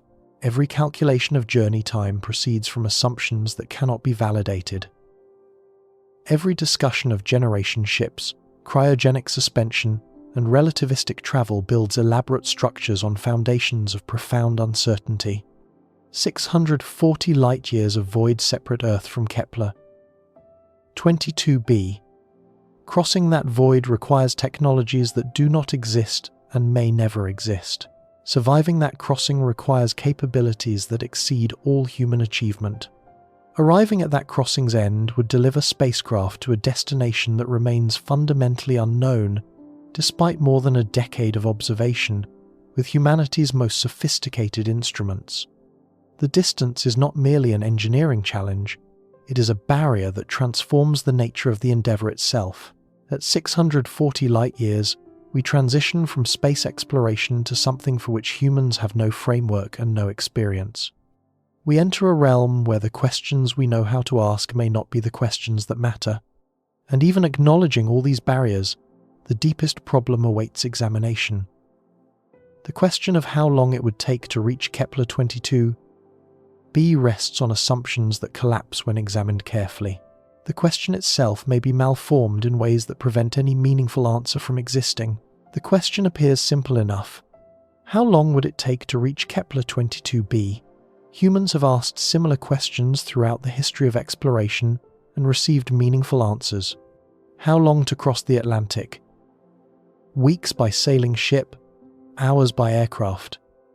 How long to reach the moon?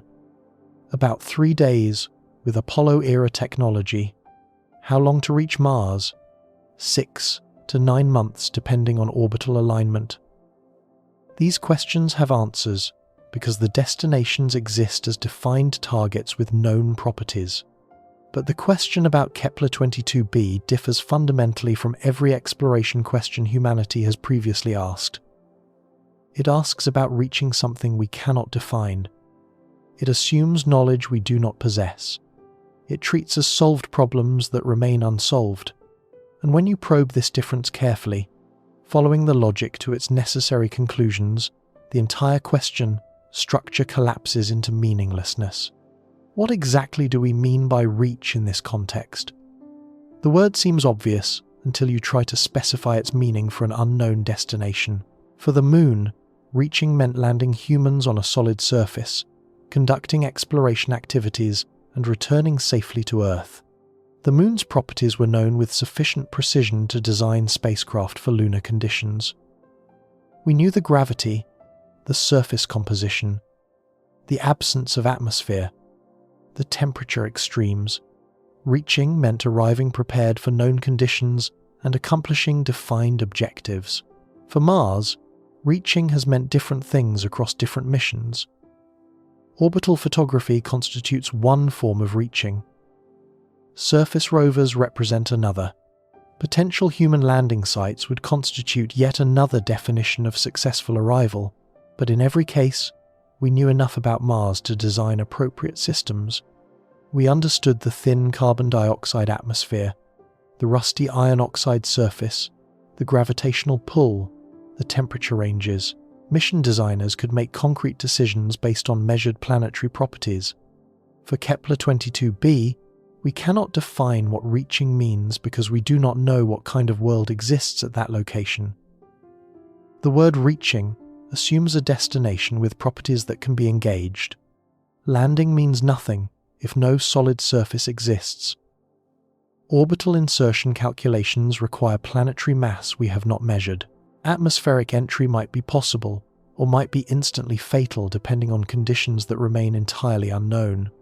The question how long to reach Kepler 22b b assumes we can specify what reaching would entail. We cannot. The question assumes we know our destination well enough to plan an arrival. We do not. The question treats the journey as the primary unknown while taking the destination as given. In reality, the destination itself constitutes the fundamental unknown that makes all subsequent questions premature. Consider what happens when you try to answer the reaching question seriously. You must first decide what kind of arrival counts as reaching. Landing on a surface? What if no surface exists? Entering orbit? At what altitude, given unknown planetary mass? Passing through the system? That hardly qualifies as reaching in any meaningful sense. Deploying atmospheric probes? Into what kind of atmosphere? Every possible definition of reaching requires assumptions about what exists at the destination. The question cannot be answered without first answering a more fundamental question that we cannot currently address. What is Kepler 22b? This logical dependence reveals the malformed nature of the original question. We have asked about the journey without establishing that a coherent destination exists. We have inquired about travel time without knowing what we travel toward. We have treated as straightforward a question that contains hidden assumptions we cannot validate. The problem resembles asking how long it takes to reach the treasure marked on a map that shows only coordinates with no indication of what exists at that location. Perhaps the treasure lies in an accessible valley. Perhaps it sits atop an unclimbable cliff. Perhaps the marked location contains only ocean, with no land at all. The journey time depends entirely on what conditions await at the destination, and the map provides no such information. Kepler 22b offers us celestial coordinates where something exists. Every journey, time calculation, implicitly assumes a particular destination type and designs for that assumption. But the assumption might be entirely wrong. We might calculate travel time to a rocky super-Earth and find a mini Neptune awaiting our arrival. We might design for one planetary type and encounter something completely different. This brings us back to the real problem that has haunted every section of this discussion. The target uncertainty does not merely complicate our calculations, it invalidates them entirely. We are not computing how long to reach Kepler 22b. We are computing how long to reach various imaginary versions of that world that might or might not correspond to whatever actually exists 640 light-years away.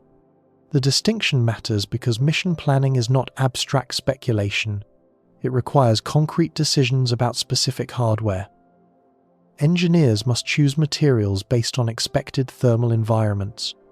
They must size structural components based on anticipated gravitational loads.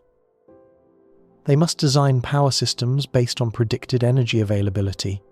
They must configure communication systems based on assumed signal path characteristics. Every decision flows from understanding of the destination conditions that will be encountered. Without that understanding, mission planning becomes an exercise in imagination rather than engineering. You design not for what exists, but for what you hope exists, fear exists, or simply decide to assume exists. The resulting spacecraft reflects your assumptions far more than any objective reality at the destination. You have designed for an imaginary world that shares only coordinates with the actual world awaiting arrival. All discussions about propulsion systems, journey times, generation ships, cryogenic suspension, and relativistic travel tacitly assume that the destination problem has been solved. They proceed as if we know enough about Kepler 22b to design appropriate hardware for arrival. They take for granted that the planet will match our expectations closely enough that our preparations will prove adequate. These assumptions have no foundation whatsoever in measurement or observation. Consider the practical implications of this logical collapse. No responsible space agency would approve a mission to an undefined target. The review processes that govern major missions require detailed destination characterization before hardware design can proceed. Scientists must demonstrate understanding of target conditions before engineers can design systems to survive those conditions. You cannot build something to work somewhere if you do not know what that somewhere is like. No reasonable engineer would design systems for completely unspecified conditions. Engineering requires constraints. Materials selection depends on thermal environment. Structural design depends on load expectations. Power systems depend on available energy sources. Communication systems depend on distance and interference environment. Without constraints, design becomes impossible. With wrong constraints, design becomes futile. No sensible planner would allocate resources to reach somewhere that might not be what expected. Every mission competes with other missions for funding, personnel, and institutional attention. Missions must demonstrate feasibility and scientific return to justify their costs. A mission to an undefined destination cannot demonstrate feasibility because the conditions for success cannot be specified. Yet popular discussions of reaching Kepler 22b routinely skip past these fundamental objections. The target uncertainty gets mentioned briefly, if at all, before exciting speculation about interstellar propulsion and human colonization proceeds. The problems are treated as minor complications rather than mission-ending obstacles. The question gets asked as if it had an answer when the question itself is malformed. This pattern reflects something deep about human psychology and our relationship with cosmic possibilities. We want there to be Earth-like worlds awaiting human footsteps. We want interstellar travel to be possible in principle, even if difficult in practice. We want the question of how long to reach distant planets to have answers measured in years or centuries rather than in fundamental impossibilities. But wanting does not make it so. The universe is not obligated to provide accessible destinations for human expansion.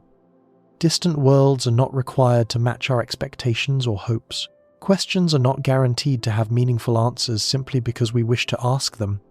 The discovery of Kepler 22b represents a genuine scientific achievement that deserves celebration. Finding a planet-sized object orbiting in the habitable zone of a sun-like star at such enormous distance pushed observational astronomy to remarkable limits. The detection is real. The planet exists. Something orbits Kepler 22 at the distance and period the transit data revealed. But discovery and characterization are fundamentally different activities. We discovered that something exists at a specific location. We have not characterized what that something is. The gap between detection and understanding spans the entire difference between knowing a shadow exists and knowing what casts that shadow. We have accomplished the former. We have not accomplished the latter. Future observations might change this situation.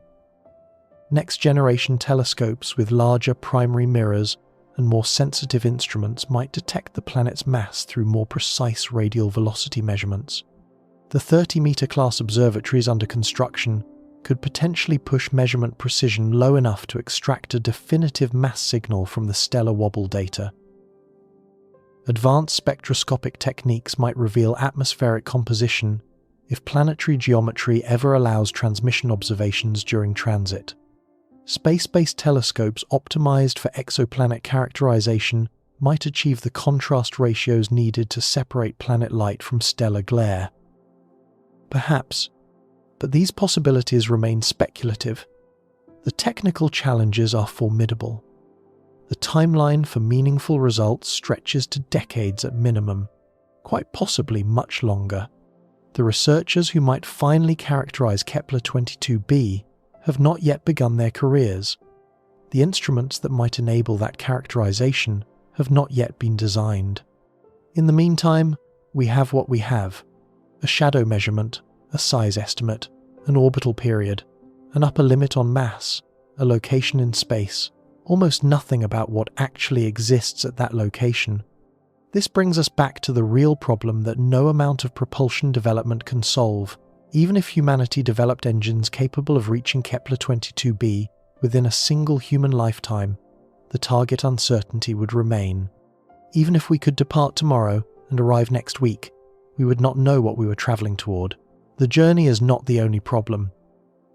The destination is equally problematic, and in some ways more fundamentally so. The collapse of the question extends deeper than practical mission planning into fundamental questions about knowledge and its limits. What does it mean to know that a destination exists when we cannot characterize that destination? What does it mean to plan a journey when the endpoint remains undefined?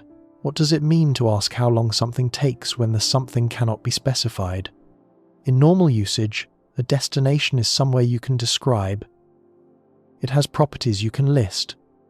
It would look a certain way if you arrived and photographed it. The Moon is a rocky, airless body with specific surface features. Mars is a cold desert world with thin atmosphere and rusty soil. Jupiter is a gas giant with no solid surface but spectacular atmospheric bands and a system of diverse moons. Kepler 22b fails every test for destination status. We cannot describe it beyond shadow dimensions and orbital characteristics. We cannot list its properties because we have not measured them. We cannot say what it would look like because it might look like any of countless different things depending on composition we cannot determine. The planet exists in a strange epistemic state, unlike any destination humans have previously considered reaching. We know something is there.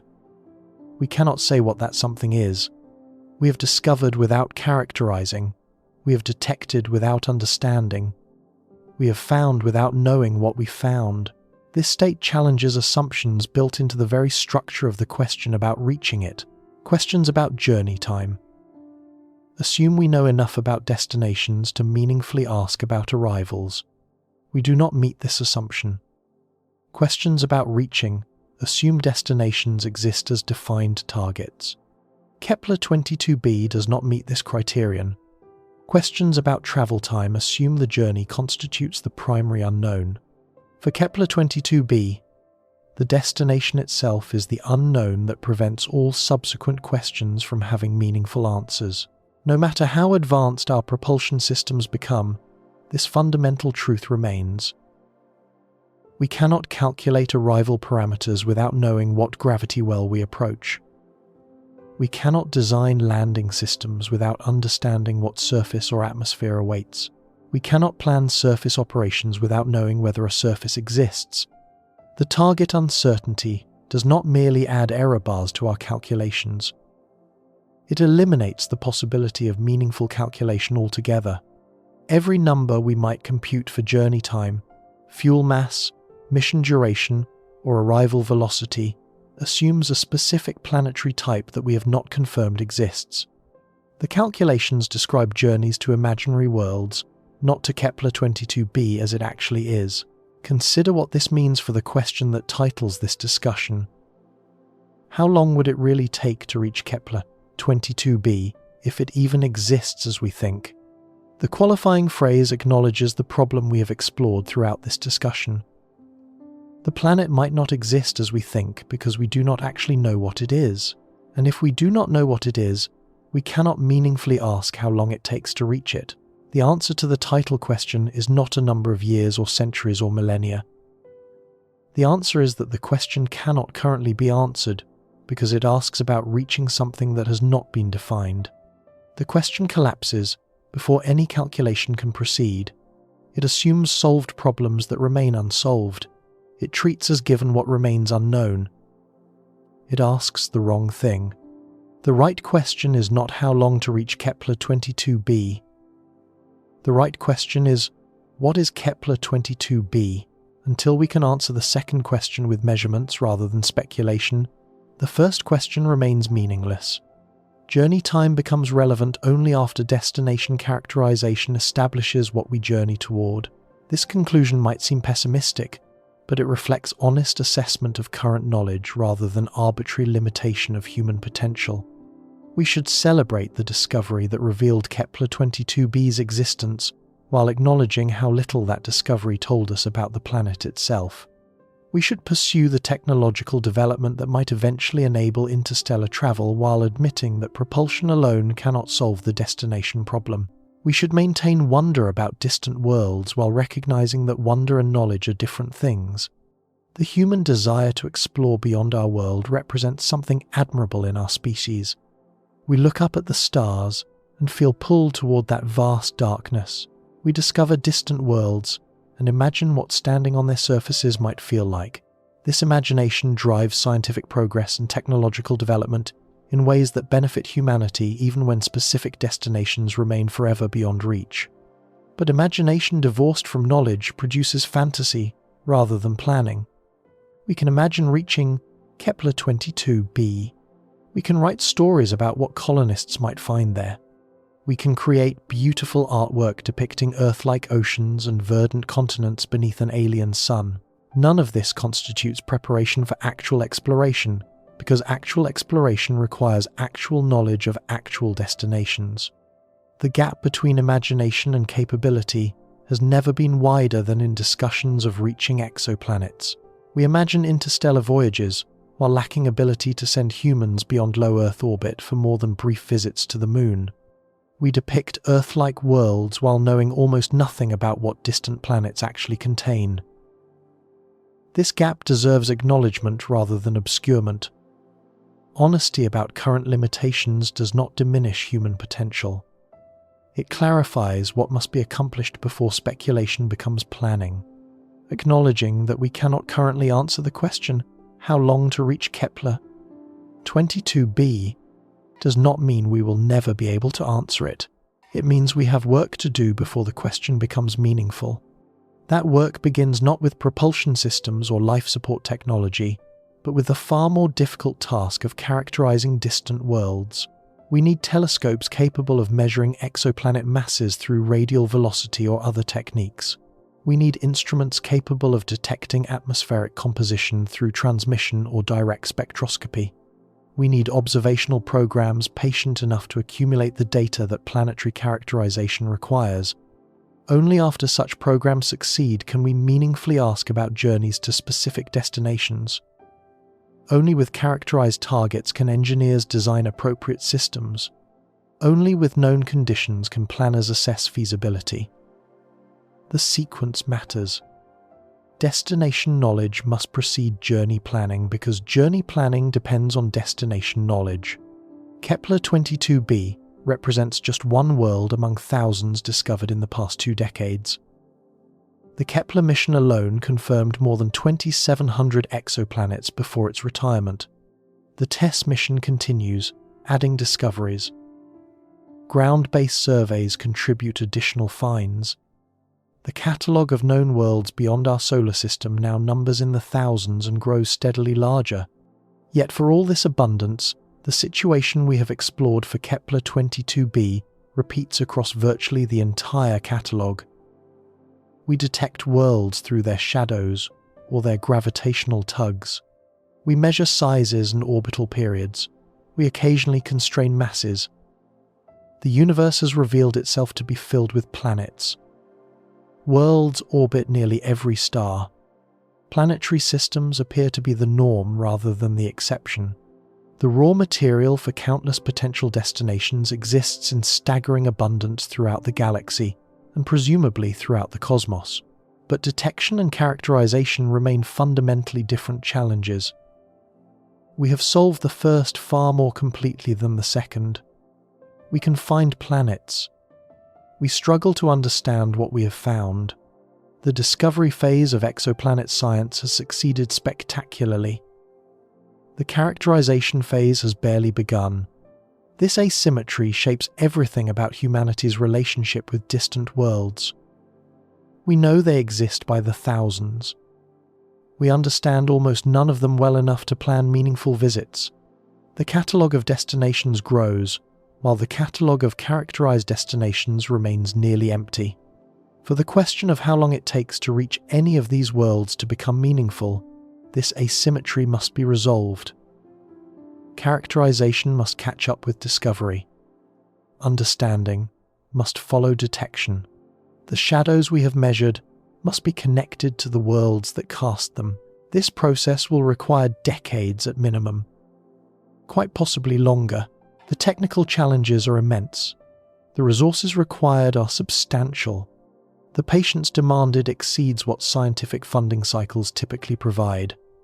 But without this investment, every detected exoplanet remains what Kepler 22b remains today, a coordinate in space where something exists without our knowing what that something is.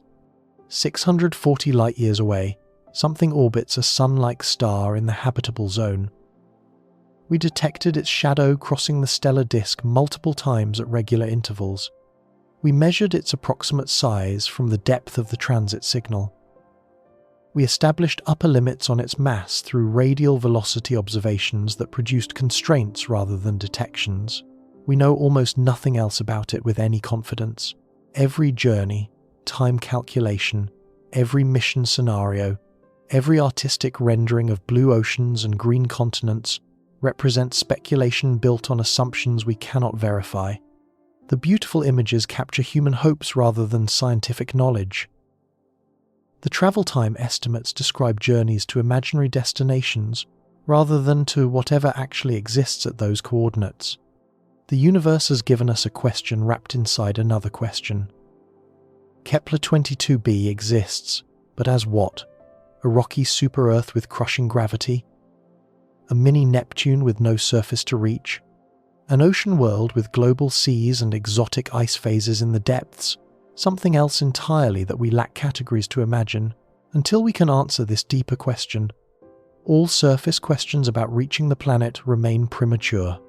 The question of how long it would take to reach Kepler 22b collapses not because interstellar travel is impossible, though it might be for all practical purposes, but because the destination itself remains undefined. We cannot ask meaningful questions about journeys to somewhere until we know what that somewhere actually is. What would it take for the question to become answerable?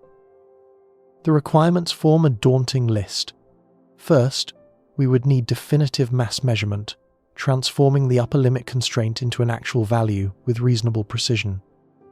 This alone might require decades and instruments not yet built. Second, we would need atmospheric characterization sufficient to determine whether gas, liquid, or solid surfaces dominate. Third, we would need surface or cloud top temperature measurements to understand the thermal environment awaiting any arriving spacecraft. Fourth, we would need radiation environment assessment to design appropriate shielding. Fifth, we would need rotation rate and axial tilt measurements to understand day-night cycles and seasonal variations. Only after satisfying these prerequisites could the question of journey time become meaningful. Only then could engineers design systems for known conditions rather than assumed ones. Only then could the question how long to reach Kepler 22b receive an answer that refers to the actual planet rather than imaginary versions of it. The timeline for achieving such characterization defies confident prediction. It depends on technological developments that have not occurred, funding decisions that have not been made, and scientific breakthroughs that cannot be scheduled. Optimistic scenarios suggest decades. Realistic scenarios suggest longer. Pessimistic scenarios suggest the characterization we need may never be achievable for targets at this distance. In the end, Kepler 22b teaches us as much about human limitations as about cosmic possibilities. We can detect worlds we cannot characterize. We can discover what we cannot understand. We can point to places in the sky where something exists while remaining ignorant of what that something is. Our reach has exceeded our grasp, but not in the hopeful sense that phrase usually conveys. We have reached out to touch a distant world and found we cannot yet close our fingers around any understanding of what we have touched. The cosmos has revealed its abundance while concealing its details. Planets exist everywhere we look. Understanding eludes us almost everywhere we look. The gap between detection and comprehension defines our current relationship with the universe beyond our solar system. The answer to how long it would take to reach Kepler 22b is not a number. The answer is that the question cannot be meaningfully answered with current knowledge because the destination required to give the question meaning has not been established. Perhaps someday we will know enough about this distant world to ask properly about journeys there. Perhaps someday propulsion technology will advance enough to make such journeys conceivable on reasonable timescales. Perhaps someday the question will have an answer. That day has not arrived. Today we have a shadow measurement of an undefined world lying across a void so vast that current propulsion concepts cannot meaningfully address it, even if we knew what awaited at the far side. Today, the question about reaching Kepler 22b collapses before it can be answered, because the destination itself remains a mystery, wrapped in starlight and imagination and hope. We have discovered something. We do not know what. We would like to reach it. We cannot plan how. We ask how long the journey would take. The question dissolves upon examination. This dissolution is not failure, it is clarity. It shows us where we actually stand rather than where we wish we stood. It reveals what must be accomplished before speculation becomes planning. It demonstrates that the hardest part of reaching distant worlds might not be the reaching but the knowing what we reach toward. The journey to Kepler 22b, if it ever becomes possible, will begin not with rocket engines or generation ships, but with the patient accumulation of knowledge about what exists at our intended destination. The first steps toward that distant world are not steps through space, but steps through understanding. We must learn what we are traveling to before we can meaningfully ask how long the traveling takes. Until then, the question remains what it has been throughout this discussion. Not a question awaiting an answer, but a question awaiting the knowledge that would make answering possible. 640 light-years away, something waits. We do not know what. And until we do, asking how long it takes to reach it is asking a question that cannot yet be asked. We stand at the edge of knowledge, gazing across an immensity we can measure but not cross, toward a world we can detect but not describe. The question we most want to answer remains beyond our current ability even to properly ask. Perhaps future generations will look back at our time as the era when humanity first glimpsed the abundance of worlds but could not yet understand them. Perhaps they will have the tools we lack, the knowledge we seek, the capability to transform questions that collapse for us into questions with meaningful answers. Until that day arrives, we do what we can with what we have. We build better telescopes, we develop more sensitive instruments, we accumulate data point by patient data point. We push the boundaries of detection ever outward, while working to deepen the characterization that transforms detections into understood destinations. The work continues, the questions await. The universe keeps its secrets, while slowly, painstakingly, we learn to ask the right questions in the right order. What is Kepler 22b? We do not yet know, but the asking itself represents progress. The recognition that this question must precede all others represents wisdom. The patience to seek answers before assuming them represents scientific maturity. Somewhere, 640 light-years distant, a world orbits in the habitable zone of a sun-like star. We found it. We measured its shadow. We wait to learn what casts that shadow. The journey begins with knowledge. Everything else follows from that.